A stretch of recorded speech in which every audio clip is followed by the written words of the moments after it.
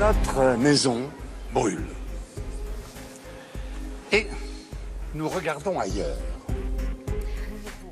Bonjour, 17 ans. Après cette alerte de Jacques Chirac au sommet de la Terre à Johannesburg, on constate en Nord-Pas-de-Calais un phénomène jamais vu aussitôt dans la saison. Le Nord est en alerte sécheresse depuis le 9 avril, un mois et demi qu'on restreint l'utilisation de l'eau. Du jamais vu non plus, à 2 reprises, le 15 mars et le 24 mai, des milliers de jeunes dans la région sont descendus dans la rue pour faire la grève mondiale en faveur du climat. Du jamais vu encore, un maire dépose une plainte contre l'État pour non-respect de ses engagements climatiques parce que les habitants de sa commune Grande-Synthe sont menacés par la subversion marine. C'est Damien Carême, vous l'avez reconnu, il est parmi nous avec sa casquette, nouvelle casquette de député vert européen, pour nous dire comment il compte désormais se battre à Bruxelles et à Strasbourg. Bonjour. Damien Carême. Avec nous aussi pour cerner cette urgence climatique, l'ingénieur nordiste spécialiste du climat, Antoine Bonduel. Bonjour. Bonjour. Vous avez entre autres fondé le réseau Action Climat. Vous avez été expert pour le GIEC, acteur de plusieurs conférences internationales, dont la fameuse COP21 de Paris en 2015. Et puis, avec nous enfin, parce qu'ils sont l'avenir, 2 jeunes militants pour le climat du collectif lillois, Mylène Louis, étudiante en histoire, bonjour Mylène, bonjour. Et Nestor Kozilas, étudiant en cinéma. Bonjour à tous les deux. Alors, l'une des surprises des élections européennes à l'échelle du continent, c'est bien le bon résultat des écologistes. Et peu d'observateurs avaient vu la vague verte venir, 13% en France, 22% en Allemagne. Pourtant, plus de 2 millions de Français venaient de signer en un temps record la pétition L'affaire du siècle. Pour contraindre, bien sûr, l'État à bouger sur le réchauffement climatique à côté de vous, d'ailleurs, Damien Carême. Alors, est-ce que vous diriez, ça y est, la prise de conscience des citoyens, c'est une réalité, enfin, on pourrait dire, après 45 ans de bataille de René Dumont, le Cambrésien, qui fut le fondateur de l'écologie politique et qui a été le premier en France à se présenter à une élection écolo, en 74. Enfin, ça y est, prise de conscience, Antoine Bonduel ? Probablement oui. Et c'est quelque chose qui est beaucoup plus généralisé dans la population qu'elle ne l'était. Et on l'a vu effectivement aux élections, mais aussi dans la société où les entreprises, les PME, beaucoup de gens, c'est un nuage, c'est pas encore trop précis, mais les gens ont envie d'agir. Damien Carême, dans votre commune où les gens vous voient faire depuis plus de 10 d'années, 20 ans, ils ont vraiment pris conscience, même ceux qui n'ont pas forcément les moyens ou qui ont d'autres soucis. Je pense que c'est ça, chez moi en tout cas. L'écologie a été une réponse à la difficulté sociale, que ça soit sur le côté alimentaire, l'isolation thermique des bâtiments. À chaque fois qu'on a une action sur un des leviers de l'écologie, comme l'isolation thermique par exemple, quand on aide à réhabiliter les logements, ça rend du pouvoir de vivre aux habitants, ça allège leur facture énergétique. Pareil, quand on cultive son propre jardin, ça rend de la facture derrière. Enfin, bref, dans tous les domaines de l'écologie, c'est l'écologie sociale qui est en route, oui. Nestor et Mylène, alors les jeunes, il n'y a pas les jeunes, il y a des jeunes d'abord, parce que peut-être que tous les jeunes n'ont pas pris conscience, mais bon nombre d'entre eux quand même. Mylène ? Oui, on voit qu'il y a une mobilisation qui s'est très développée ces derniers mois et on est très content de faire partie du collectif pour encore sensibiliser encore plus. Après, on ne fait pas que seulement appel aux jeunes, mais aussi au reste de la population et c'est important de diffuser ce message où l'écologie devient notre priorité. Prise de conscience encourageante de votre point de vue ? Oui, beaucoup. La prise de conscience, elle s'est faite petit à petit, mais là, avec l'appel de Greta, on a vraiment une majorité par rapport aux jeunes. Alors, vous allez garder la parole.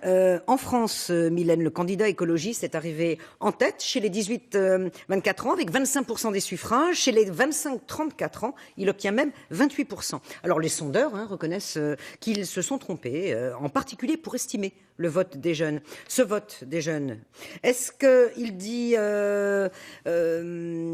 non à l'égoïsme des adultes ? Non à l'égoïsme des adultes, je ne sais pas. Je pense que les adultes qui sont sensibilisés par rapport au climat ont aussi voté Europe Écologie Les Verts.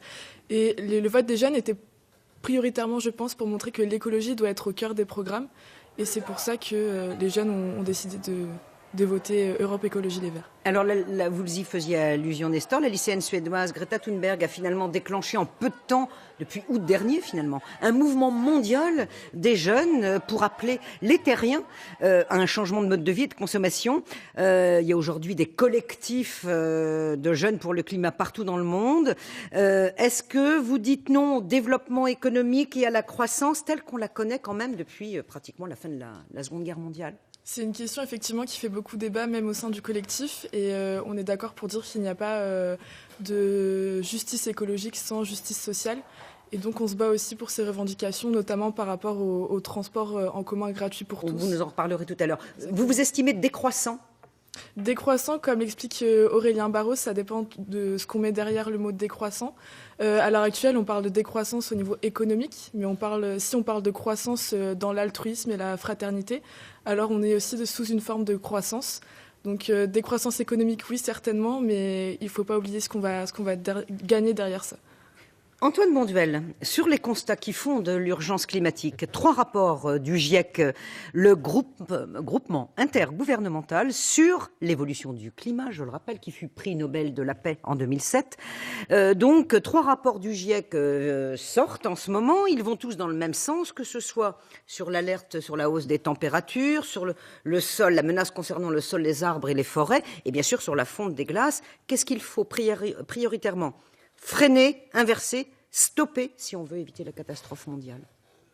Tous les rapports nous disent qu'il faut baisser nos émissions de gaz à effet de serre. Ça, c'est vraiment la priorité. Et le GIEC nous dit, notamment dans le rapport publié l'an dernier sur les 1,5 degré, de hausse de température comme étant vraiment le maximum. Au-delà, on va commencer à avoir de gros ennuis collectivement. Et pour notre civilisation, il faut sortir du pétrole. Il faut aller vite. Il faut retirer des investissements du côté pétrolier, gazier et charbonnier et les mettre dans les énergies renouvelables ou les technologies, en tout cas, sans émissions. Et ceci est très urgent. On doit vraiment bouger et pas attendre des décennies. C'est vraiment le message central du GIEC qui correspond aussi au message des mouvements qui se lèvent en ce moment. Après, à côté de ça, il y a alerte sur une 6e extinction de l'espèce quand même. Oui, mais il y a la question de la biodiversité était peut-être un peu oubliée. Elle est sortie un peu à l'occasion d'un rapport récent de l'IPBES, donc l'équivalent du GIEC, mais pour la biodiversité. Je pense qu'on va avoir d'autres alertes. Par exemple, ici en septembre, donc le rapport sur les glaces, on va se rendre compte que les glaces fondent beaucoup plus vite que ce qu'on pensait, et notamment avec alors, c'est pas des certitudes, c'est des risques. On a aujourd'hui probablement 20%, plutôt 10% ou comme ça, de chances que on aille au-dessus des 2 mètres. C'est-à-dire, pour notre région, vraiment un risque considérable. Et évidemment, ça nous amène à votre problématique, Damien Carême. Montée des océans, nappes phréatiques non renouvelées, terres asséchées, air pollué. Tous ici, donc, vous alertez sur des menaces concrètes qui touchent aussi bien le Nord-Pas-de-Calais que le reste du monde. On va les passer en revue. Le littoral du Nord, ses habitations, ses usines, ses vaisseaux, sa centrale nucléaire pourraient risquer la submersion marine. À quelle échéance ? Sur quelle ampleur ? C'est compliqué de dire aujourd'hui, puisqu'on voit bien que les rapports se suivent et malheureusement, ils deviennent de plus en plus alarmistes. Effectivement, celui dont François Bonduel auquel François vient de faire référence, parle de plus de 2 mètres ou 2,40 mètres de montée de la mer, ce qui serait catastrophique à l'échelle du littoral, chez nous, comme tout le littoral français, et surtout les littoraux où vivent beaucoup des millions d'habitants, des centaines de millions d'habitants à travers le monde. Donc ça serait catastrophique. Et là encore, je pense que les citoyens, eux, demandent de l'action. Ils sont souvent en avance sur les gouvernants d'ailleurs. Un certain nombre de villes s'engagent, comme on peut le faire nous, dans cette transition indispensable, cette transition écologique indispensable. Celui qui manque à l'appel, et c'est ce que j'ai considéré avant de porter cette plainte, c'est que l'État ne respecte pas, lui, ses engagements internationaux, européens et, j'allais dire, presque la déclaration des droits de l'homme, parce que ça va jusqu'à là. Alors, Antoine Bonduel, vous estimez que notre littoral est vulnérable, évidemment, mais que la région a une certaine expérience dans la bataille avec la mer, avec ses polders, ses watringues, et vous dites, attention, pas de collapsisme. Qu'est-ce que vous voulez dire ? Qu'est-ce que c'est ? C'est un mot à la mode pour nous dire tout va mal et on éteint la lumière et on s'en va. Mais non, le rapport du GIEC, notamment ce grand rapport dont j'ai parlé, nous dit A1,5, ça commence à devenir très grave. 1,5 degré. 1,5 degré, pardon. À 2 degrés, il y a encore des humains. Simplement, notre civilisation va avoir énormément de mal, et notamment pour le développement du reste du monde. C'est-à-dire qu'on aura des guerres, on aura et donc chaque dixième de degré compte, et plus on arrête vite les changements, plus ça ira. Il faut pas dramatiser sur le fait que on a effectivement 850 ans d'expérience pour le littoral. C'est-à-dire que le comte de Flandre en 1150 a dit vous drainez les terres, et ça marche depuis. C'est les Watringues. C'est les Watringues, et c'est pas que de la technologie, c'est avant tout de l'organisation. Beaucoup de choses se font, on voit bien dans les collectivités maintenant qui s'intéressent vraiment au climat, c'est pas que de l'argent. C'est beaucoup l'organisation. Comment on fait ensemble pour quelque chose qui nous dépasse, qui est très gros par rapport à nous et qui va durer très longtemps. Et on doit s'organiser pour le long terme. Alors, Damien Carême, il l'a dit très, très clairement, Antoine Bonduel, priorité au remplacement des énergies fossiles, alors entre autres le solaire, l'éolien, etc. Et on sait depuis Tchernobyl et Fukushima, évidemment, qu'il faudra arrêter le nucléaire. Mais ça remet tellement en cause notre organisation de l'activité humaine qu'on voit mal quand ça pourrait être mis en œuvre. Quel signe, du coup, voyez-vous, concrètement, des signes politiques d'une transition énergétique qui est déjà à l'œuvre, que ce soit dans notre région ou ailleurs, concrètement? Oh, c'est compliqué, mais je ne sais pas. Par exemple, si je prends le territoire de la communauté urbaine, l'aide à la réhabilitation énergétique des logements est quelque chose qui fonctionne. La récupération de la chaleur des entreprises du coin pour chauffer les équipements publics et un certain nombre de logements sociaux, c'est de la lutte contre le réchauffement climatique. Notre candidature à un champ éolien offshore au large de Dunkerque, c'est aussi une réponse. Attention, c'est pour quand la réponse ? De ce qu'on me dit, c'est à la mi-juin. Et ça, c'est l'État qui va décider. Oui, c'est oui ou non, il y aura un champ éolien offshore. La commission de régulation de l'énergie a donné un avis, et c'est dans les mains de l'État aujourd'hui. Et de ce qu'on me dit, au prix où les candidats ont postulé, il serait complètement délirant de ne pas accorder ce champ éolien offshore. Quand on sait que Flamanville, on est déjà aujourd'hui à 110 € le mégawatt. Là, on parle d'entre 50 et 60 € le mégawatt. Sur le littoral, il y a aussi une quinzaine d'usines Seveso. Quels efforts peut-on attendre de ces sites industriels ravageurs, mais qui sont aussi de gros pourvoyeurs d'emplois?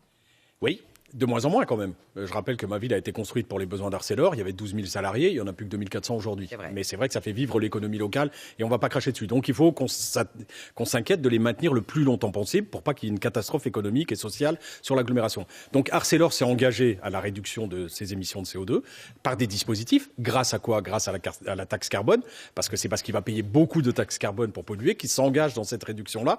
Il va réduire de 50% ses émissions de CO2 à horizon 2024. Vous les croyez? Oui, bien sûr, il n'a pas le choix. Par contre, il faut le protéger. Il faut protéger maintenant cette industrie, et c'est ce qu'on va faire au niveau européen, de l'industrie chinoise ou russe qui importerait sans produire dans les mêmes conditions environnementales. Alors, on rappelle qu'en 2012, Jean-François Caron, votre camarade, qui est un autre maire écolo emblématique de la région, a lancé pour le conseil régional et avec l'économiste américain Jeremy Rifkin une réflexion sur comment on met en œuvre la transition écologique à travers cette troisième révolution industrielle basée à la fois sur les nouvelles technologies et sur le développement durable. Rêve 3 a ensuite été porté par Philippe Vasseur. On parle à ce jour de centaines d'initiatives publiques et privées à vocation écologique et sociale. Et on cite les 12 millions d'euros collectés sur des livrets d'épargne individuelle dédiés. Est-ce que vous trouvez que, vu l'urgence climatique, ça avance et assez vite et assez bien? C'est une question difficile parce qu'on est une des régions où beaucoup d'entreprises, c'est avant tout les entreprises qui ont bougé, mais aussi les collectivités, elles ont bougé. Et elles sont vraiment en train de bouger, et les élus ou les chefs d'entreprise se sont vraiment pris en main. Et il existe évidemment des peintures vertes pour une partie de cela, mais je pense que les gens bougent. Simplement, ils ont peut-être pas tout à fait compris que on va vers le zéro carbone. On va pas vers 5% ou 10% de réduction. On va vers la neutralité carbone, c'est-à-dire que on va descendre de 80-90%, voire au-delà. C'est-à-dire que on va tout changer. Mais je pense que la majorité de nos concitoyens a maintenant conscience que notre économie va changer fondamentalement. Damien Carême, ce qui a été réfléchi à l'origine par des écolos est repris désormais, entre autres, par le président de région, Xavier Bertrand. Il fait le taf ? Pas complètement. Enfin, le président, à l'époque, vous avez cité Jérémy Rivkin. Jérémy Rivkin, il dit il faut sortir du nucléaire. Le président de région dit je soutiens un EPR à Gravelines. Donc il prend qu'une partie de ce qui a été fait. On avait mis un plan 100 000 logements en route. Il a arrêté ce plan 100 000 logements. Donc on n'est pas non plus dans la même perspective derrière. Et puis je pense qu'il faut changer. Vous parliez de l'écologie. Il y a une sobriété heureuse à mettre en place parce que l'écologie c'est pas punitif. Les habitants de ma ville ils sont pas punis. Au contraire, ils participent. C'est du lien humain, du lien social qui se met en œuvre sur le territoire. Parce que sans parler de décroissance, parce que ça fait peur, mais sans croissance, et il peut y avoir la croissance que disait Mylène tout à l'heure, la rencontre des gens, c'est une croissance de l'empathie, une croissance sociale qui est nettement favorable. Justement, ils vont nous dire à l'instant comment ils voient l'avenir, entre autres l'avenir des transports. Vous êtes étudiants et militants à Lille tous les deux. Particularité évidemment de la métropole lilloise, son air est gravement pollué. On parle de son engorgement routier depuis des décennies. Ça fait des décennies qu'on envisageait une autoroute bis. Ça a été abandonné, heureusement. Alors pour vous les jeunes, c'est le développement d'autres modes de transport qu'il faut encourager. Vous le dites, gratuité du transport, développement du vélo. Nestor ? C'est ça, hein. Les revendications, les objectifs du collectif Youth for Climate Lille, c'est une plus grande piétonisation du centre-ville, l'élargissement du réseau transport en commun et la gratuité des transports en commun. On sait actuellement que la métropole lilloise, elle comporte des zones urbaines et des zones rurales. On sait aussi que dans les zones rurales, le nombre de transports en commun est très réduit et nettement inférieur à ce que comporte l'urbanisation. Dans certains villages et dans certaines communes, on a un bus par heure, voire même un bus le matin et un bus le soir. Mais vous savez que les transports publics coûtent très cher, la gratuité coûte très très cher, et la gratuité comme à Dunkerque, ça revient, enfin ça n'a pas le même coût qu'une gratuité qui concernerait toute la métropole lilloise. Oui, c'est le cas, mais je pense que si Dunkerque a réussi à le faire, la métropole lilloise a les capacités de le faire. Damien Carême ? Oui, bien sûr, c'est juste un problème de choix politique. Vraiment, où on met notre argent, où les collectivités mettent leur argent. Vous dites que c'est cher les transports publics, mais combien ça coûte l'inaction en matière de transport public, la pollution que ça génère et le nombre de morts. Si on comptabilisait le nombre de morts liés à l'absence de volonté politique de s'orienter vers ces politiques, ça serait beaucoup plus cher que les transports gratuits derrière. Donc je pense qu'effectivement, il va falloir qu'on s'oriente vers ça. Il n'y a pas 36 solutions de toute manière. Et puis revenir sur les phénomènes de métropolisation. Hein. On a fait des grosses villes, des grosses métropoles, on a concentré toutes les entreprises à un même endroit pour leur rendre service, mais on s'est peu soucié du cas des salariés de ces entreprises qu'on avait relégués à 40 km de leur lieu de travail. Vous les jeunes qui votez, et on a vu les résultats, vous ferez en sorte que ce soit un des sujets majeurs des municipales, je suppose, des prochaines municipales de 2020. Oui, c'est une des revendications du collectif, et donc on va essayer de mettre des actions en place pour inciter et exhorter le conseil municipal à changer les choses par rapport à ça. À l'automne dernier, dans les Hauts-de-France, la récolte de pommes de terre a souffert à cause de la sécheresse. On l'a vu depuis début 2019, les nappes phréatiques ne se renouvellent pas assez. Les agriculteurs et leur production agricole sont menacés.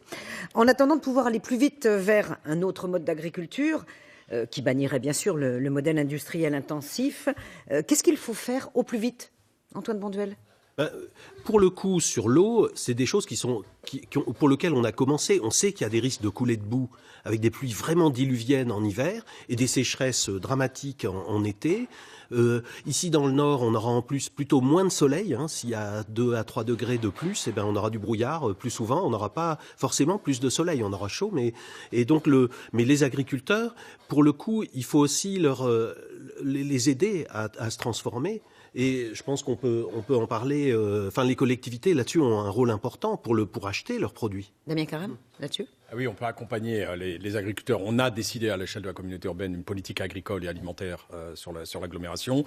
On va passer toutes les cantines au bio dans les années qui viennent, toutes les cantines scolaires, les hôpitaux, les maisons de retraite, et on va aider des agriculteurs à s'installer et à cultiver. Ce que vous prétendez que ce que vous faites à l'échelle d'une ville ou d'une communauté urbaine, on peut le faire à l'échelle d'une région. Bien sûr, à l'échelle d'une région, à l'échelle d'un pays, à l'échelle européenne. C'est exactement le même processus qu'on va défendre avec la politique agricole et alimentaire commune à l'échelle de l'Europe.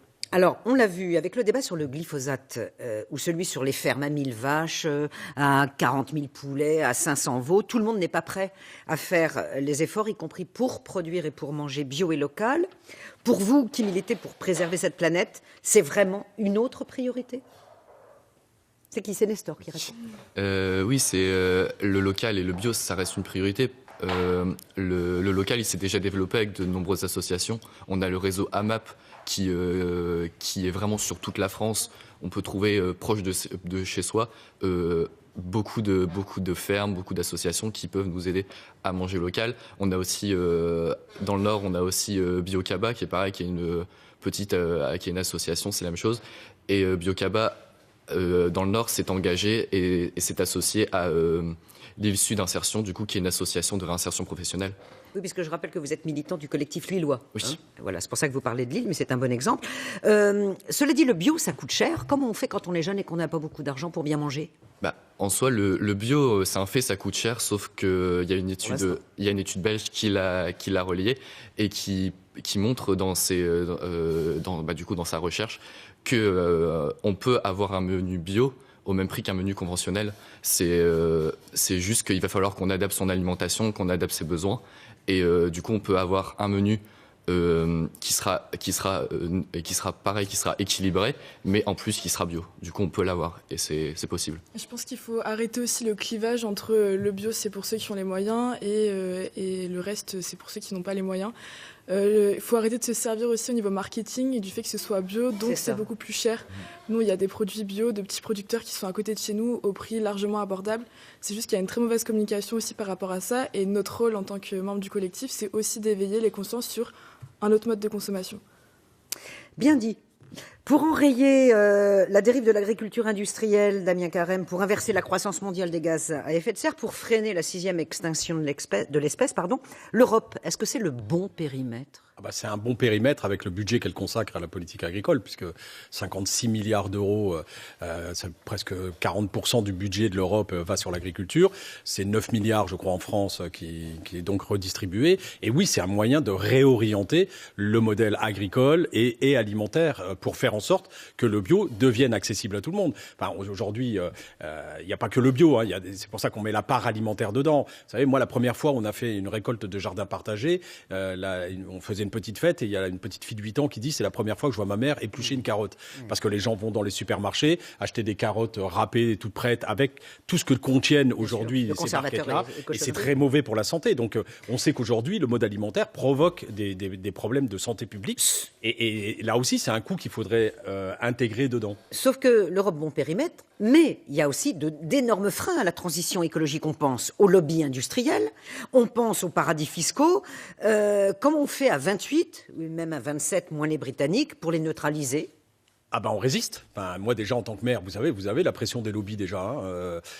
J'ai eu la pression de tous les lobbies qui venaient pour le champ éolien offshore essayer de me voir. Moi j'ai refusé de les rencontrer en disant ils répondent au marché public qui a été lancé par l'État. Et ça c'est une résistance, c'est une dénonciation. Je suis pas contre les lobbies. Je suis membre d'une association d'élus nationale et on fait du lobby de pouvoir politique, mais c'est un lobby du service public. C'est pas un lobby d'intérêts privés qui sont derrière. Et je pense que ça il faut le réglementer. Il faut même l'interdire parce que ça doit pas prédestiner les décisions qui sont prises par les élus européens. Votre premier gros boulot, ça va être un boulot de conviction de vos collègues au Parlement européen. Oui, mais je pense qu'aujourd'hui, tout ça avance. On voit bien sur le glyphosate quand même, on voit bien la résistance qu'il y a eu.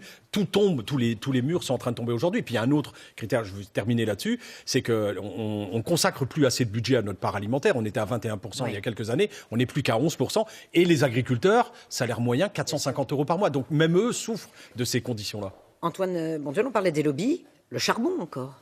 Oui, alors on ne doit pas oublier les autres pays européens et les autres pays du monde. Le point important, quand on disait on sort du pétrole, il ne faut pas oublier que c'est en Pologne, aussi maintenant encore en Allemagne, même s'ils ont décidé d'en sortir, que le charbon continue. Et nous, au niveau international, il faut vraiment qu'on aille aider les Sud-Africains, les Indonésiens, les Indiens à sortir. Aujourd'hui, les énergies renouvelables sont moins chères. Mais tout ça, c'est pour le neuf. Dès qu'on regarde les parcs anciens, ça fait vraiment partie des grands enjeux. Il faudra les aider.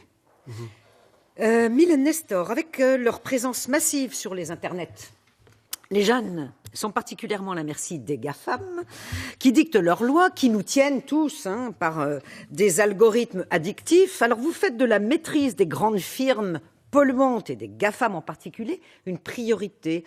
Pourquoi? Rappelez-nous en quoi et comment ils polluent ces GAFAM. C'est Nestor, c'est Mylène peut-être qui. Alors les GAFAM, il faut rappeler que c'est donc Google, Amazon, Facebook, Apple et Microsoft maintenant, mais il y a aussi Airbnb, Uber, Tesla et un dernier. Il y en a beaucoup trop. Voilà. Et donc ces firmes... Ils polluent comment? Alors, ils polluent comment? C'est déjà, ils payent pas d'impôts dans les pays sur lesquels ils sont implantés, ce qui permet de rendre le pays attractif. Mais au-delà de ça, ils ont le monopole et donc leur réinvestissement, notamment Facebook dans les intelligences artificielles, est un vaste débat aussi également. D'autre part, c'est des Google a racheté YouTube, a racheté Waze, a racheté Motorola. Donc ils ont le monopole. Et ce qui pollue énormément, ce sont le stockage des données. Les batteries de téléphone, notamment. Stockage des données, parce qu'il faut refroidir les machines. Exactement. Donc, produire de l'énergie. C'est ça. Donc, il y a plein de sujets où ces firmes polluent énormément. Alors, si on les taxait, alors oui, Bruno Le Maire a essayé de les taxer à hauteur de 3%, mais il y a eu des oppositions, notamment de la part de l'Allemagne et du Luxembourg. Mais voilà, il faudrait essayer de taxer ces entreprises pour améliorer, amoindrir cette pollution. Là-dessus, voilà. Fiscale. Il faudra se poser la question du maintien du Luxembourg dans l'Union européenne. C'est un des paradis fiscaux. Là, vous allez Pays-Bas. non, mais on l'a dénoncé. À tous vos collègues, mais peut-être. Mais à un moment, il faut poser les vraies questions. Il y a une telle urgence aujourd'hui qu'on peut plus bargainer sur un certain nombre de points. Et ça fait partie de ces points durs aujourd'hui qu'il faut soulever, qu'il faut mettre sur la table. Parce que ça a trop duré. Ça fait 40 ans que ça dure. Et qu'à un moment, si on veut vraiment changer les choses, à cause de l'urgence qui est inscrite derrière vous, il faudra prendre les décisions. Alors, le groupe écolo au Parlement européen, ça va être 10%. En gros, vous exigez un traité environnemental, un plan de 100 milliards, la taxe carbone aux frontières de l'Europe. Qui va vous suivre? On va aller chercher plein de monde, puisque tout le monde se dit de l'écologie, et c'est très bien. Plus il y en a qui sont écologistes, au mieux c'est. Moi, j'étais pas écologiste il y a 20 ans. Je le suis devenu parce que je me suis rendu compte que, il fallait qu'on le devienne pour résoudre l'ensemble des crises qui sont devant nous. Là, on était 51 dans le Parlement sortant. On a gagné sur Dieselgate, sur le glyphosate, sur la protection des données individuelles. Donc voilà, on ira chercher des majorités autour de tous ces changements. Ce qui est un peu étonnant, Antoine Bonduel, à vous écouter, c'est que vous êtes finalement optimistes tous. Tout change très vite, en négatif, mais aussi en positif. Bon, il y a le GIEC est quand même pas optimiste, mais il faut se dire qu'on est en train de le faire et que de toute façon on n'a pas le choix. On essaiera d'aller le plus fort possible vers les limites qu'on s'est données et on va pas dire j'ai loupé là donc je vais laisser filer. Non, on a une civilisation à défendre et c'est vraiment là l'enjeu. Et pas d'écologie sans social. Ah oui. Évidemment. Ah oui, pas d'écologie sans social et pas de social sans écologie. On ne peut pas. Je pense qu'aujourd'hui, moi j'ai testé plein de choses sur le terrain et quand on voit le modèle de fonctionnement, il faut remettre en cause beaucoup de choses pour résoudre cette crise sociale, pour résoudre cette crise écologique, pour résoudre cette crise migratoire, parce que les changements de climat vont aussi entraîner des famines partout dans le monde et ça risque d'être générateur de c'est le modèle capitaliste mondialisé que vous remettez en cause. On conclut, Mylène, une petite minute pour donner l'exemple de comportement durable. Se pose la question de la durée de vie des produits et d'acheter d'occasion, que ce soit des smartphones, des tablettes, des vêtements. Vous y êtes prêts, vous le faites? Comment ça marche chez vous, quand on n'a pas beaucoup de sous en plus? Comment ça marche? Au niveau économique, c'est très rentable. On fait beaucoup d'économies. Seconde main, sur les vêtements, c'est très important. L'industrie du textile est l'une des industries les plus polluantes. Après, les smartphones, je ne pense pas que ce soit une des solutions. Souvent, quand on prend un smartphone d'occasion, ou quand on le vend, c'est pour en racheter un neuf. Et il y a encore le problème du recyclage des batteries. Donc, c'est pas la meilleure solution, mais pour les vêtements, c'est intéressant. Nestor, 10 secondes là-dessus? C'est ça. J'ai rien à dire de plus. Bon, conclusion, Antoine Bonduel, là-dessus, sur la durée de vie des produits. Vous avez 30 secondes, pas plus. Oui, garder 2 fois plus longtemps un smartphone, c'est essentiel. Voilà, un conseil bien avisé. Merci à tous de vos échanges et des informations que vous nous avez données. La semaine prochaine, les députés européens seront officiellement prononcés, nommés, officialisés, ce qui n'est pas encore le cas ce dimanche. Voilà, donc vous rencontrerez quelques-uns des parlementaires européens issus de la région du Nord-Pas-de-Calais et des Hauts-de-France. Merci à tous, excellent dimanche ensoleillé. À bientôt, au revoir.